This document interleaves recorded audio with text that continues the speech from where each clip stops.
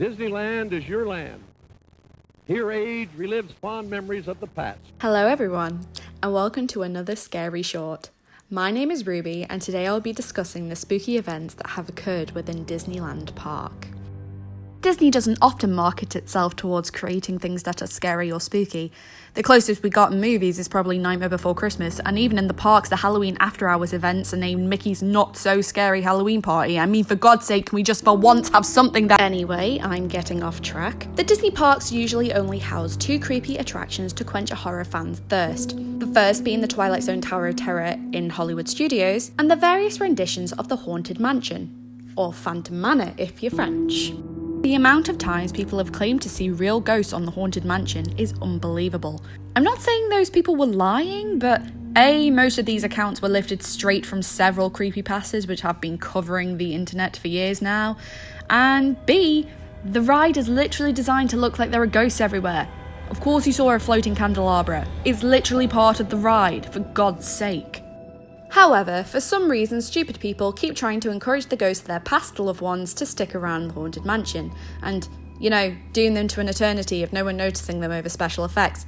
That's nice, isn't it? By yeeting their ashes out of the doom buggy in hopes they will be on the sticky floor until the end of time. Disneyland claims no one has successfully scattered ashes on the Haunted Mansion, despite there being written requests to do so, but there have been many eyewitness accounts about it happening anyway. Although, this is an idiotic idea, as those rides are cleaned thoroughly and regularly, so unless you want Granny to end up in the dirt bag of a vacuum cleaner, I would suggest that spreading her burned remains in the ocean is a far better way to honour her memory. Hey, at least then she could feed some fish. Several people claim that they have video evidence of ghosts in Disneyland. Take this individual for example.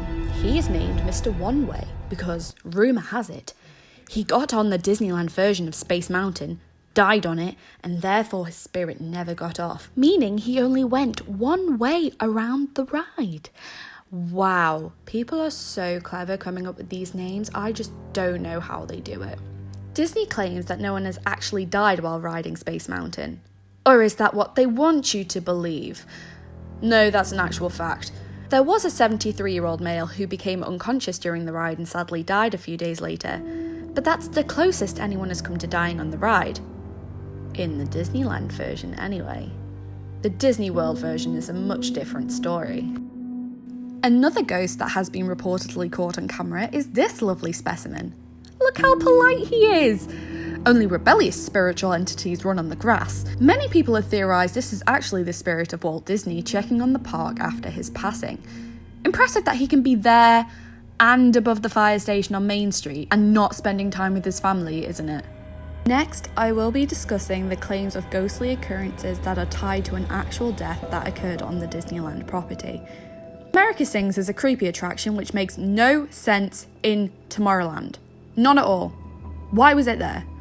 In reality, it was a quick fix attraction once the decision was made to move the Carousel of Progress to the Magic Kingdom in Disney World. Now this attraction seems like nightmare fuel already, but unfortunately it was accompanied with a tragic and untimely death.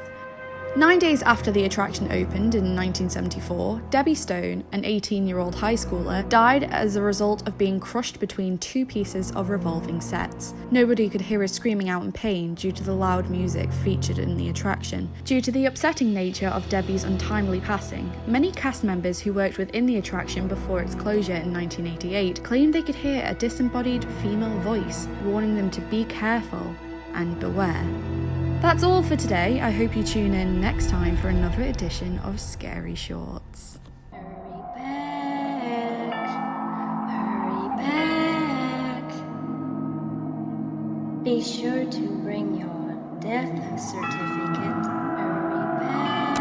If you decide to join us. Be sure to bring your death certificate. If you decide to join